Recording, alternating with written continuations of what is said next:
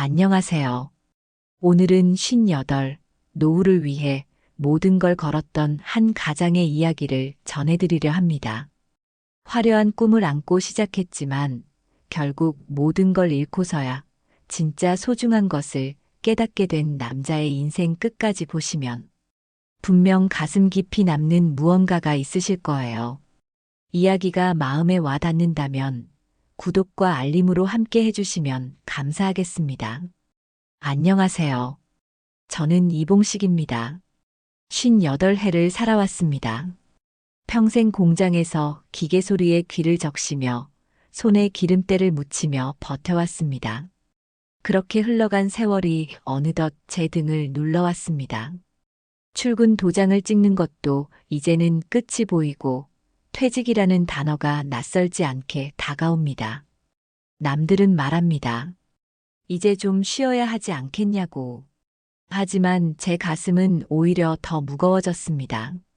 왜냐면 쉬어도 되는 노후가 저에겐 아직 준비되지 않았기 때문입니다. 노후라 그 단어가 제 귀에는 마치 높은 산처럼 들렸습니다. 올라야 하는데 끝이 보이지 않는 산. 제 주머니엔 퇴직금과 집 담보로 얻을 수 있는 대출뿐이었습니다. 아이들 교육도 거의 마무리되었지만 그 다음은 제 몫이었습니다. 아내와 저는 마주 앉아 자주 이런 이야기를 했습니다. 우리 노후는 어디서 어떻게 살아야 할까? 매달 연금만으론 모자라지 않을까? 불안은 저를 잠 못 들게 했습니다. 그러던 어느 날 지인 하나가 건넨 말이 제 마음을 흔들었습니다. 봉식 씨, 상가는 절대 안 떨어져요. 그냥 세입자 하나만 잘 들어오면 노후는 끝까지 든든하다니까. 그 말이 제 머릿속을 하루 종일 맴돌았습니다. 상가라 월세가 꼬박꼬박 들어온다면 그야말로 은퇴 후에 든든한 기둥이 될 거라고 믿었습니다. 아내는 처음엔 걱정이 많았습니다. 여보, 우리 형편에 그게 될까? 대출이자도 만만치 않을 텐데요. 하지만 저는 말했습니다. 여보, 지금 아니면 평생 기회가 없을지도 몰라요. 아이들 다 크고 우리가 더 늙으면 그땐 아무것도 못해요. 이제라도 잡아야 해요. 제 목소리가 조금 높아졌습니다. 그것은 두려움과 욕심이 뒤섞인 목소리였습니다. 며칠 뒤 은행에 갔습니다. 창구에 앉아 도장을 꾹꾹 찍을 때 손끝이 떨렸습니다. 하지만 그 떨림을 직원은 알아차리지 못했을 겁니다.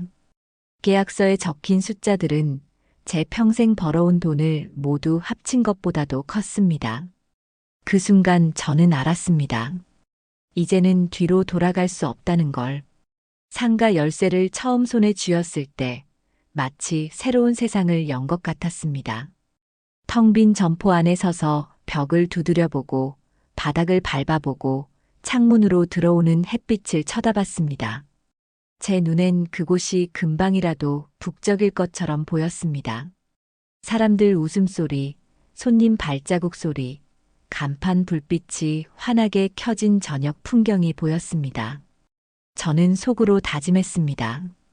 이곳이 내 노후를 지켜줄 성이 될 거다. 첫 세입자는 젊은 청년이었습니다.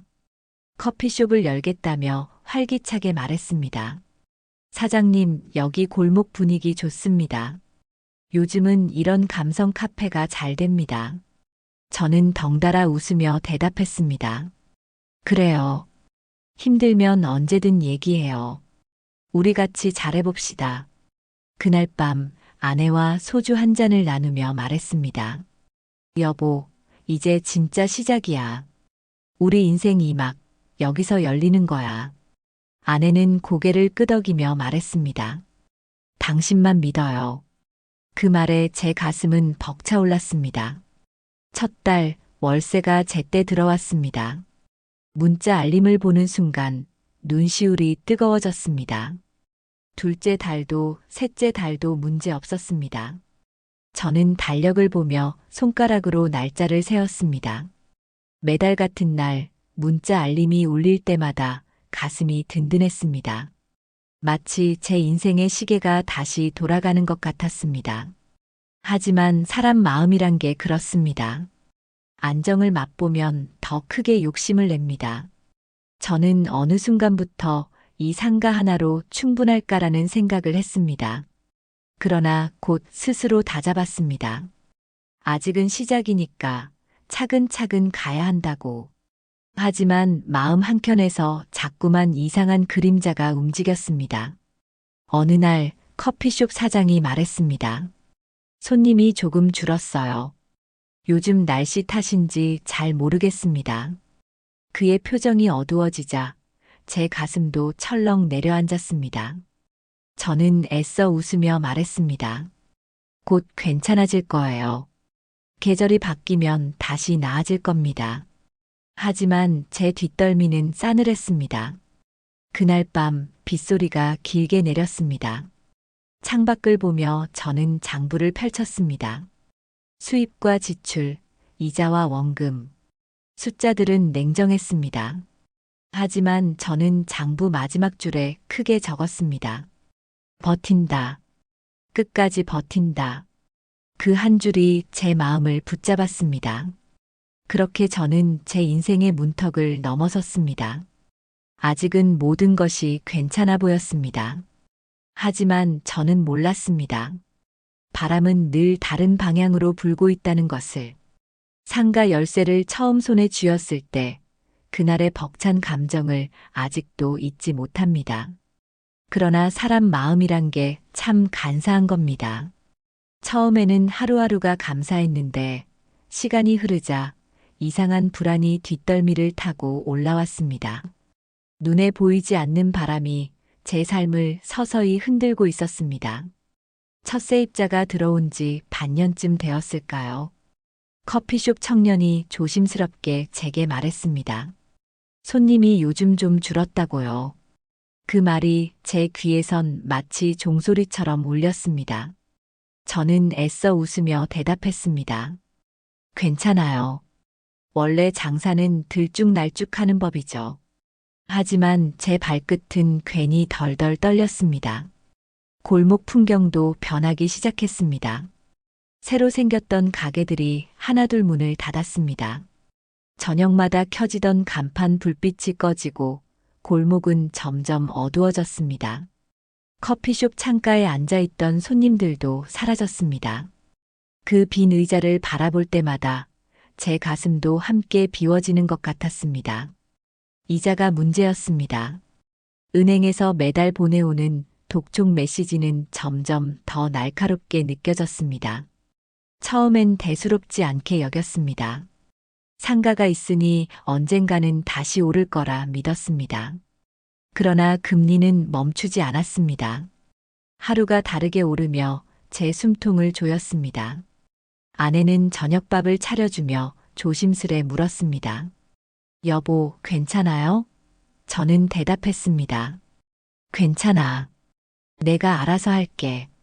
하지만 제 목소리는 제가 들어도 흔들리고 있었습니다. 어느 날 밤 커피숍 청년이 찾아왔습니다. 그는 한참을 머뭇거리다 결국 말했습니다.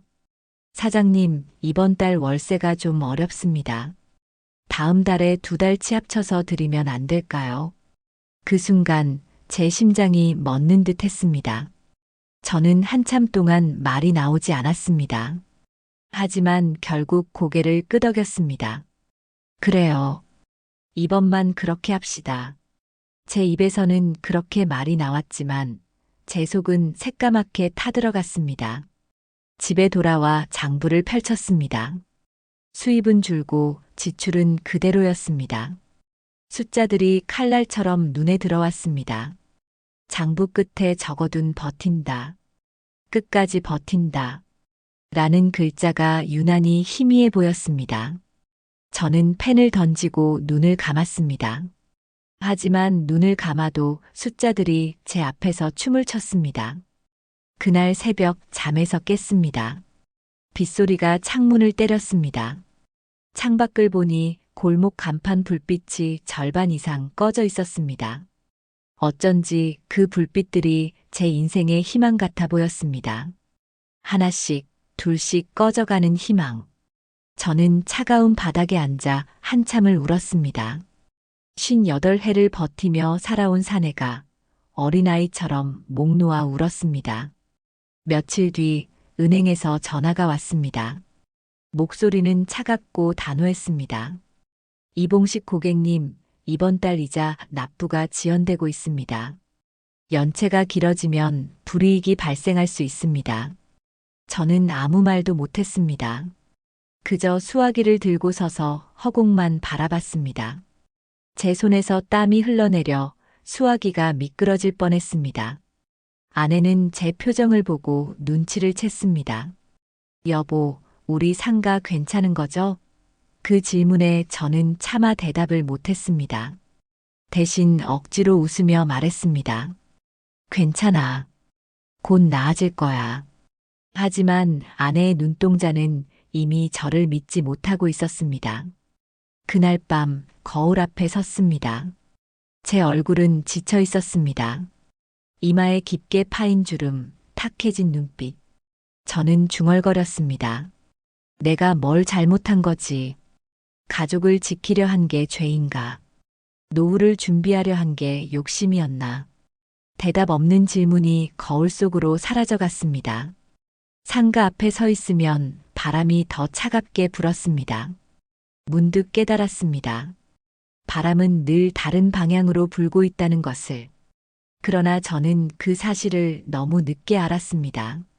상가라는 이름의 성을 쌓았다고 믿었던 제가 이제는 그 성벽이 금이 가고 있다는 사실을 부정할 수 없게 되었습니다. 처음에는 작은 흠집 같았습니다. 세입자가 월세를 밀리기 시작했을 때도 저는 대수롭지 않게 여겼습니다. 하지만 그 작은 금이 서서히 갈라지고 마침내 성벽이 무너져 내리듯 제 삶도 흔들리기 시작했습니다. 커피숍 청년은 결국 가게를 접겠다고 말했습니다.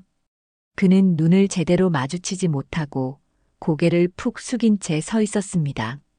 사장님, 죄송합니다. 더는 버틸 힘이 없습니다. 저는 아무 말도 하지 못했습니다. 젊은 그의 두 어깨가 축 늘어진 모습이 어쩐지 제 뒷모습 같았습니다. 결국 점포문에 임대문이라는 종이를 붙이는 순간 제 심장은 돌처럼 굳어버렸습니다. 골목은 점점 더 조용해졌습니다. 발걸음 소리 대신 바람 소리만 맴돌았습니다. 이자가 눈덩이처럼 불어났습니다. 은행에서 날아온 서류에는 연체라는 빨간 글씨가 선명히 찍혀 있었습니다. 그 글자가 마치 제 이마에 새겨진 낙인 같았습니다. 저는 장부를 펼칠 때마다 손이 덜덜 떨렸습니다. 숫자는 냉정했고 미래는 보이지 않았습니다. 아내는 걱정을 감추지 못했습니다. 저녁상을 차리다 말고 제게 물었습니다. 여보, 우리 이거 계속 끌고 갈 수 있나요? 그냥 팔고 손해를 줄이는 게 낫지 않을까요? 그 순간 저는 화를 내고 말았습니다. 당신은 왜 나를 못 믿어? 내가 평생 가족 지키려고 살아왔는데 이번에도 내가 방법을 찾을 거야. 목소리가 거칠게 터져 나왔습니다. 아내의 눈가가 젖어들었습니다. 하지만 저는 끝내 고개를 돌려버렸습니다. 제 자존심이 제 귀를 막아버렸습니다. 밤마다 잠이 오지 않았습니다. 천장을 보며 뒤척이다 새벽이 밝아왔습니다.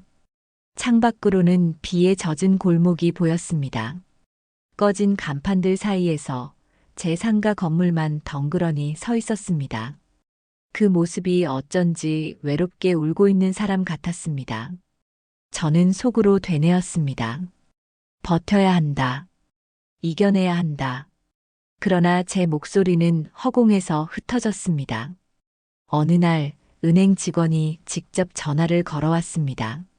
이봉식 고객님, 연체가 길어지면 경매 절차로 넘어갈 수 있습니다. 빠른 시일 내에 대책을 마련하셔야 합니다. 그 말은 제 심장을 한 번 더 찔렀습니다. 경매. 그 단어가 제 귀에 맴돌며 저를 짓눌렀습니다. 저는 부엌에서 물 한 잔을 마시며 거울 속 제 얼굴을 봤습니다. 그곳에는 더 이상 자신만만하던 가장의 얼굴이 없었습니다. 두려움에 흔들리는 한 사내의 얼굴만이 남아 있었습니다.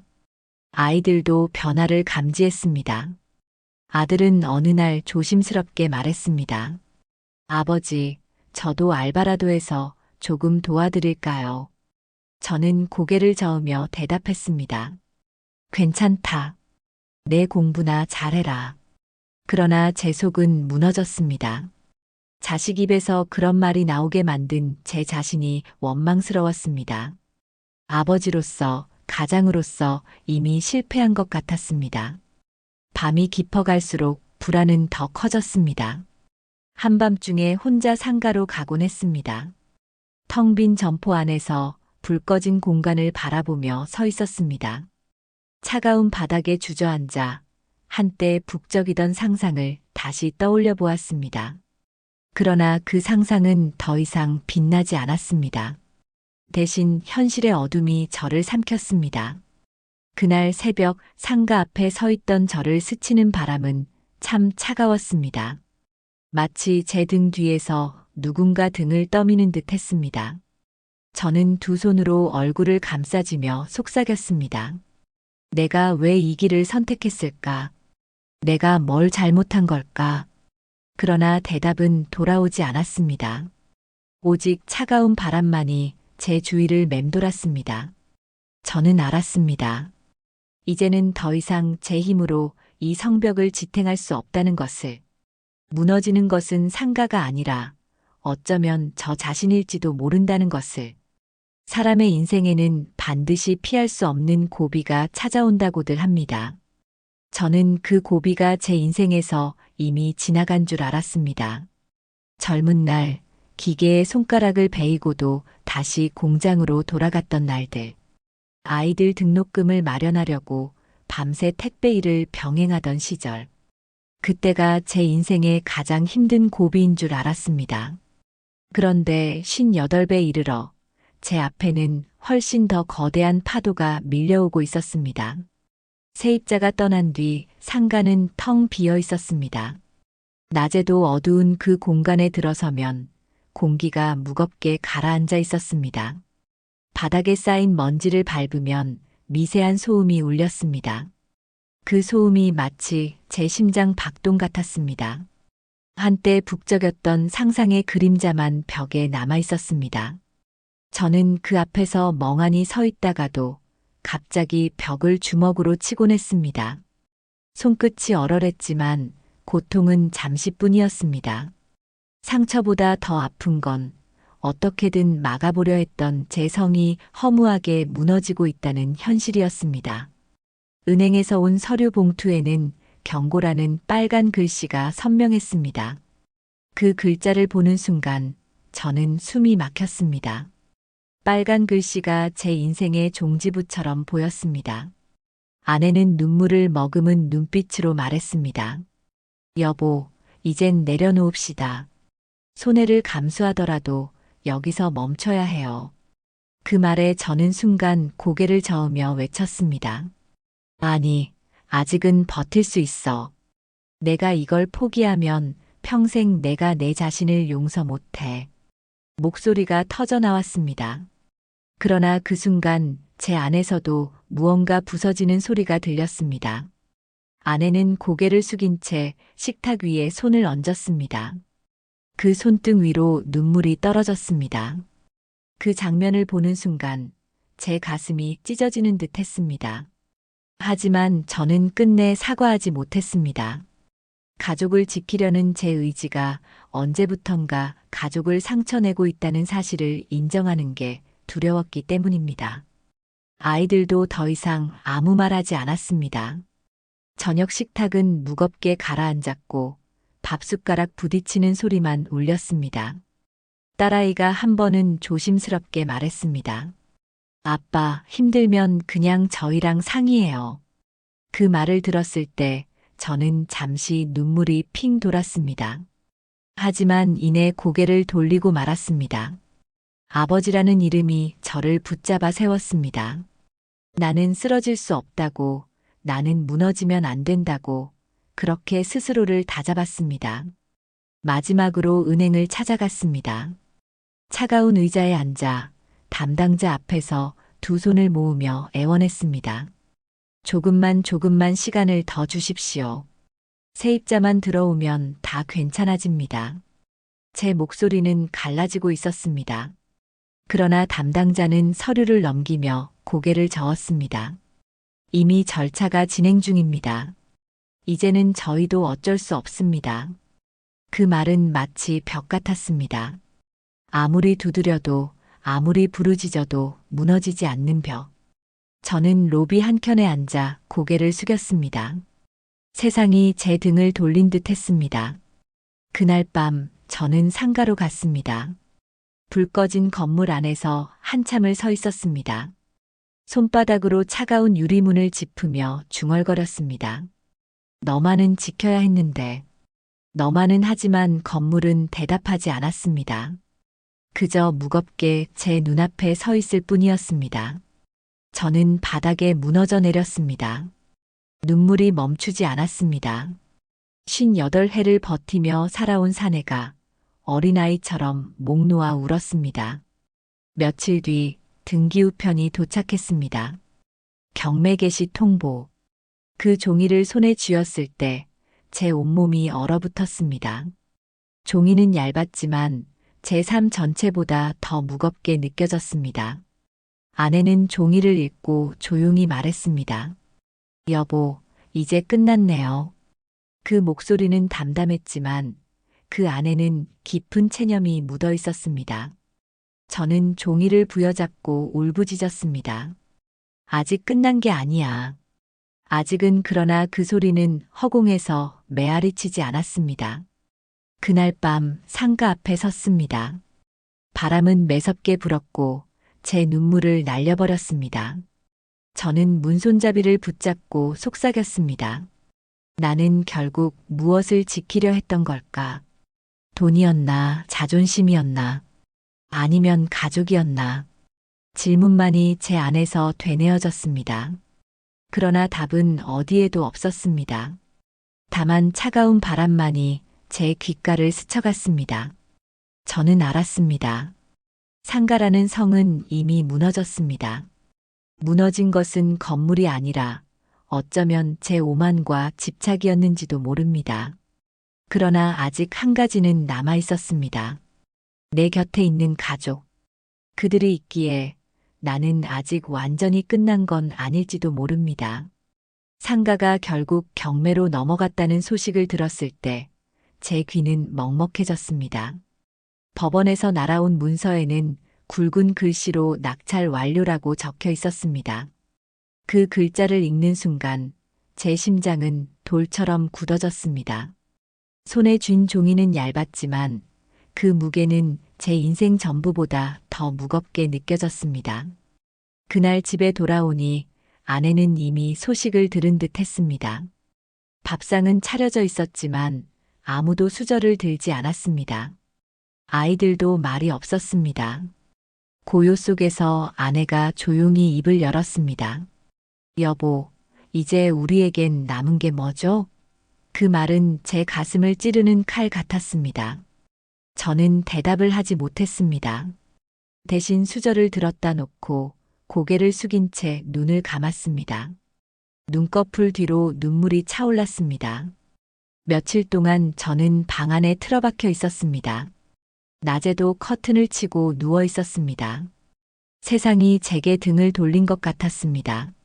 전화를 꺼두고 누구의 목소리도 듣고 싶지 않았습니다.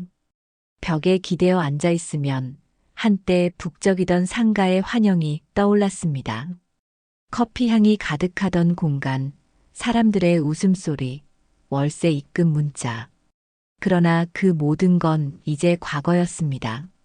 제 손에 남은 건 빚과 상실감뿐이었습니다.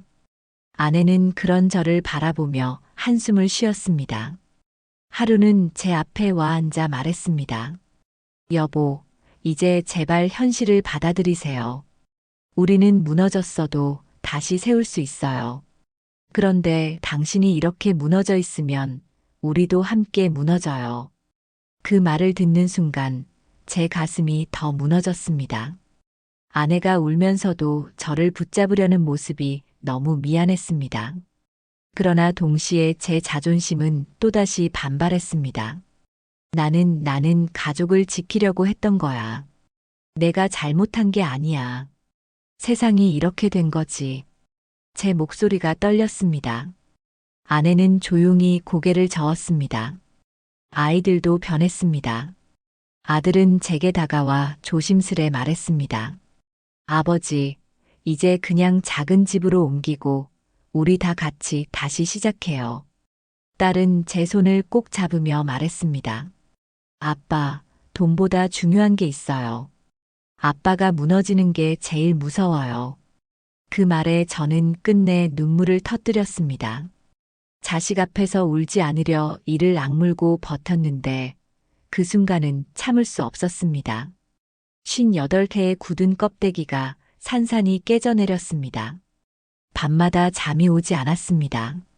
창밖을 보면 바람에 흔들리는 가로등 불빛이 아른거렸습니다. 저는 속으로 중얼거렸습니다. 내가 잃은 건 상가 하나가 아니구나.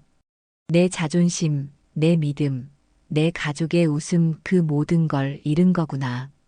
눈물이 베개를 적셨습니다. 며칠 뒤 저는 조심스럽게 집을 나섰습니다. 발걸음이 이끄는 대로 상가가 있던 골목으로 갔습니다. 제 것이었던 건물은 이미 낯선 사람의 손에 넘어가 있었습니다. 새로운 주인이 간판을 바꾸고 있었습니다. 망치질 소리가 제 귀에 쾅쾅 울렸습니다. 저는 멀리서 그 모습을 바라보다가 결국 등을 돌렸습니다. 더 이상 제 것이 아닌 곳에 서 있을 이유가 없었습니다. 돌아오는 길, 제 발걸음이 무겁게 느껴졌습니다. 하지만 마음속 어딘가에서 아주 작은 목소리가 들렸습니다. 아직 끝난 건 아니다. 너는 아직 가족을 잃지 않았다. 그 목소리는 희미했지만 분명 존재했습니다. 저는 그 목소리에 매달렸습니다. 집에 돌아와 아내와 아이들 앞에 섰습니다. 한참 동안 아무 말도 하지 못하다가 결국 무릎을 꿇고 말했습니다. 미안하다. 내가 잘못했다. 지키려 했는데 오히려 무너뜨렸다. 하지만 다시 시작해보고 싶다. 나 혼자는 못해도 너희가 곁에 있다면 제 목소리는 떨렸습니다. 아내와 아이들의 눈에서 눈물이 흘렀습니다. 그리고 아내가 조용히 제 손을 잡았습니다. 그 순간 저는 깨달았습니다. 상가는 무너졌지만 아직 제 곁에는 가족이 있었습니다. 그리고 그것이야말로 제가 끝까지 지켜야 할 진짜 성이었습니다. 상가를 잃고 나서 제 삶은 텅 빈 껍데기 같았습니다. 아침에 눈을 떠도 어디로 가야 할지 몰랐습니다. 한때는 건물 열쇠가 제 인생의 희망이었는데 이제 제 손에는 아무것도 남지 않았습니다. 주머니를 뒤져도 차갑게 구겨진 독촉장 몇 장만이 손에 잡혔습니다. 그럼에도 불구하고 제 곁에 남아있는 게 있었습니다. 바로 가족이었습니다. 그 사실을 깨닫는데 시간이 오래 걸렸습니다. 부끄럽지만 저는 상가가 무너지는 순간까지도 돈과 자존심만 붙들고 있었던 것 같습니다. 그러나 아내와 아이들이 제 손을 놓지 않았습니다. 무릎 꿇고 사과한 그날 밤, 아내가 제 손을 꼭 잡으며 했던 말이 아직도 귓가에 맴돕니다. 여보, 우리는 건물을 잃은 게 아니라 당신을 잃을까봐 두려웠어요. 그 말은 제 가슴을 깊게 파고들었습니다. 다음 날 저는 용기를 내어 집 밖으로 나섰습니다. 발걸음은 무거웠지만 그냥 방에 갇혀 있을 수는 없었습니다. 동네를 걸으며 사람들을 살폈습니다. 작은 가게들이 여전히 문을 열고 있었습니다.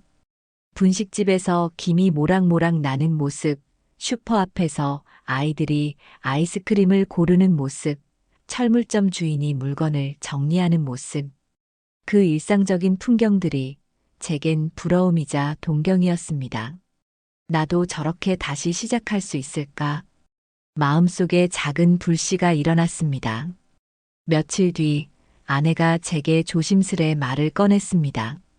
여보, 예전에 당신이 좋아하던 요리 기억나요? 퇴직하면 밥집 하나 해보자고 했잖아요. 큰 건물은 아니어도 작은 가게라면 우리도 할 수 있지 않을까요? 그 말을 들었을 때 저는 한동안 아무 대답도 하지 못했습니다. 눈물이 차올라 목구멍이 막히는 것 같았습니다. 그렇게 무너지고도 나를 믿어주는 아내가 참 고마웠습니다. 아이들도 동참했습니다.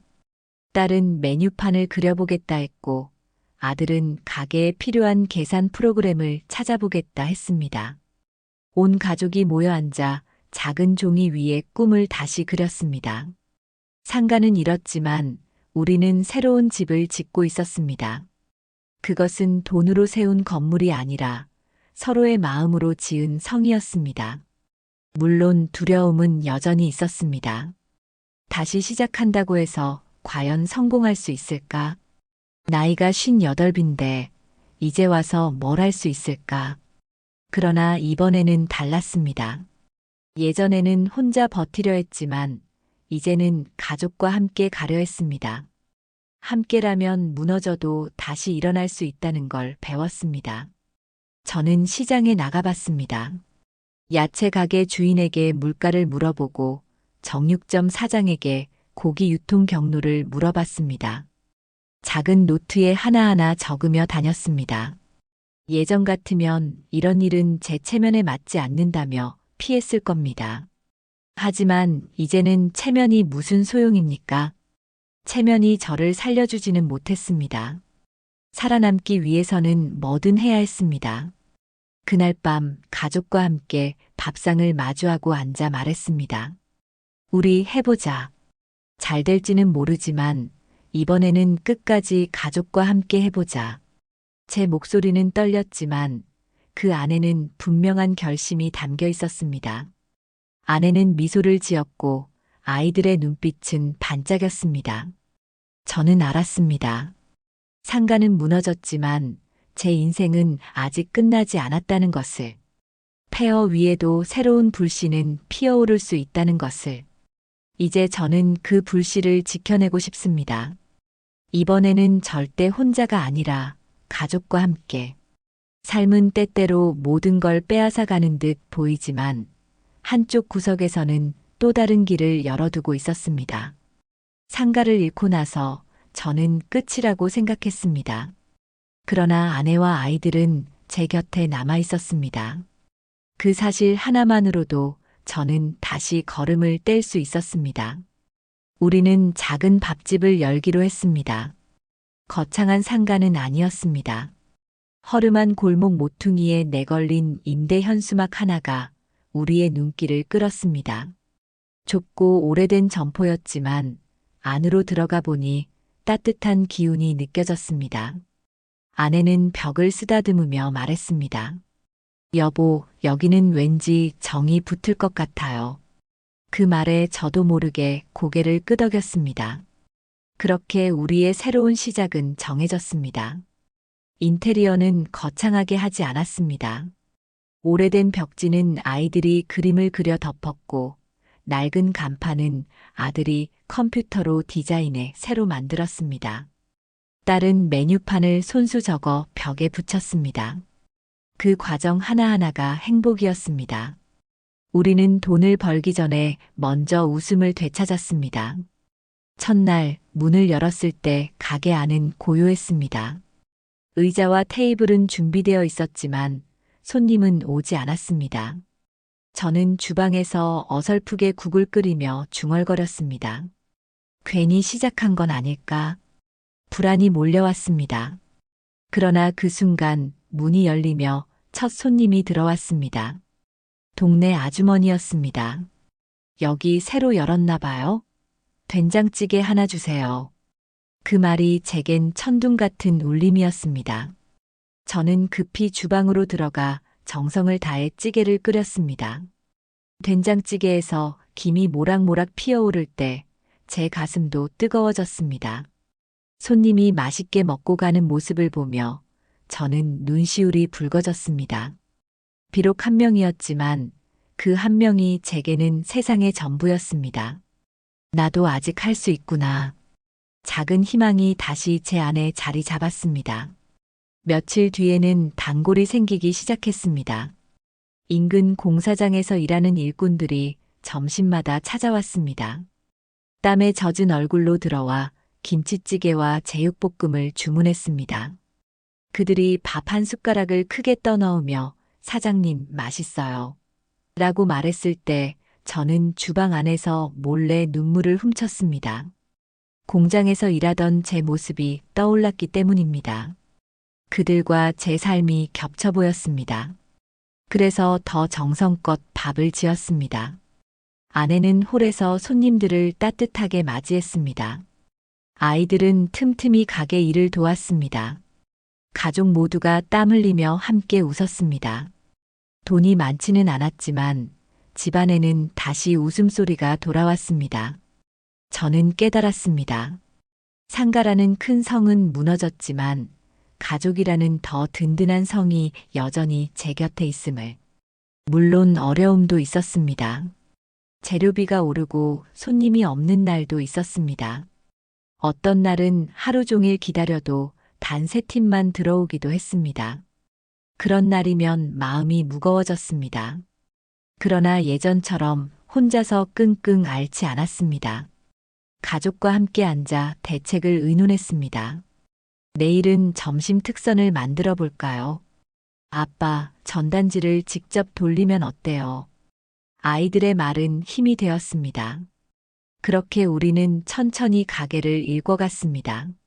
작은 불빛이지만 골목을 밝히기에는 충분했습니다. 가게 앞 간판이 환하게 켜지는 저녁이면 제 가슴도 환하게 밝혀졌습니다. 저는 주방에서 국을 휘젓다 가끔씩 창밖을 바라봤습니다. 지나가는 사람들이 간판을 보고 들어오는 순간 제 심장은 여전히 뛰었습니다. 그러나 이번에는 두려움이 아니라 기대와 희망으로 뛰고 있었습니다. 저는 알았습니다. 삶이란 무너짐과 다시 세움의 반복이라는 것을. 한 번 무너졌다고 끝나는 게 아니었습니다. 잿더미 속에서도 불씨는 남아 있었습니다. 그리고 그 불씨를 다시 키워내는 힘은 다름 아닌 가족이었습니다. 이제 저는 더 이상 큰 성을 바라지 않습니다. 대신 작은 불빛 하나를 지키려 합니다. 그 불빛이 우리 가족의 웃음을 밝히고 지나가는 사람들의 마음을 따뜻하게 해주기를 바랍니다. 상가는 잃었지만 저는 더 소중한 것을 얻었습니다. 그것은 다시 살아갈 이유, 그리고 희망이었습니다. 돌아보니 참 많은 걸 잃었더라고요. 상가를 잃었고 한때는 제 자존심도 무너졌습니다. 남들 앞에서 고개를 들기조차 어려웠습니다. 하지만 결국 저는 깨달았습니다. 진짜 지켜야 할 건 돈도 건물도 아니었어요. 바로 제 가족이었죠. 이제는 작은 밥집에서 하루를 시작합니다. 새벽같이 일어나 국물을 끓이고 반찬을 준비합니다. 힘들지 않냐고 묻는 분들도 있지만 저는 오히려 이 시간이 좋습니다. 손끝에서 밥 냄새가 올라오면 제가 살아있다는 걸 느끼거든요. 그 냄새가 가족에게도 손님들에게도 전해지는 것 같아 마음이 따뜻해집니다. 가끔은 예전 상가 앞을 지나가기도 합니다. 이제는 제 것이 아니지만 그 건물을 바라볼 때마다 묘한 감정이 밀려와요. 후회도 있고 씁쓸함도 있죠. 하지만 오래 머물지 않습니다. 제 발걸음은 다시 밥집을 향해 걷습니다. 그곳이 제가 다시 살아갈 자리니까요. 손님들이 밥을 먹으며 웃을 때 저는 행복을 느낍니다. 어떤 날은 단골이 이렇게 말하기도 해요. 사장님, 여기 밥은 집밥 같아서 좋아요. 그 한마디가 제게는 상가에서 받았던 월세 문자보다 훨씬 더 값집니다. 왜냐면 돈이 아닌 마음이 오고 간다는 걸 느낄 수 있으니까요. 아내도 변했습니다. 예전엔 제 고집 때문에 속을 태우던 사람이었는데 이제는 누구보다 환하게 웃습니다. 아이들도 주말이면 가게 일을 도우며 즐겁게 지내요. 우리는 돈은 많지 않지만 예전보다 훨씬 더 자주 웃습니다. 저는 그 웃음을 보며 이렇게 생각합니다. 아, 내가 지켜야 할 건 바로 이거였구나. 물론 여전히 두렵습니다. 내일 가게가 잘 될지, 언제 또 어려움이 닥칠지 알 수 없죠. 하지만 이제는 예전처럼 혼자가 아니에요. 함께 걷는 가족이 있기에 어떤 바람이 불어도 쓰러지지 않을 자신이 있습니다. 무너졌다가도 다시 일어날 수 있다는 걸 알았으니까요. 58배의 모든 걸 잃고도 다시 시작할 수 있다는 건 어쩌면 축복일지도 모릅니다. 저는 이제 깨달았습니다. 진짜 복수는 세상에 대한 원망이 아니라 제가 더 행복하게 사는 거라는 걸요. 무너진 상가가 제 인생의 끝인 줄 알았는데 사실은 새로운 시작이었죠. 오늘도 밥집 불빛을 켭니다. 간판에 불이 들어오면 마치 제 심장에도 불이 켜지는 것 같아요. 그리고 속으로 다짐합니다. 이제는 무너지지 말자. 설령 또 무너진다 해도 다시 일어나면 되지 않겠냐. 그렇게 저는 하루를 살아갑니다. 저는 이제 압니다. 돈과 건물은 언젠가 사라질 수 있어도 가족과 함께하는 웃음은 결코 사라지지 않는다는 걸요. 그 웃음을 끝까지 지키는 것, 그것이 제가 살아갈 이유입니다. 노후의 희망이라 믿었던 상가는 무너졌지만 결국 이봉식 씨가 끝내 지켜낸 건 가족의 웃음이었습니다. 우리 삶도 그렇지 않을까요? 돈과 재산은 사라져도 끝까지 곁에 남는 건 결국 사랑하는 사람들입니다. 오늘 이야기가 여러분 마음에 작은 울림이 되었다면 구독과 좋아요로 함께 걸어가 주시면 큰 힘이 됩니다. 더 많은 이야기를 전해드리겠습니다.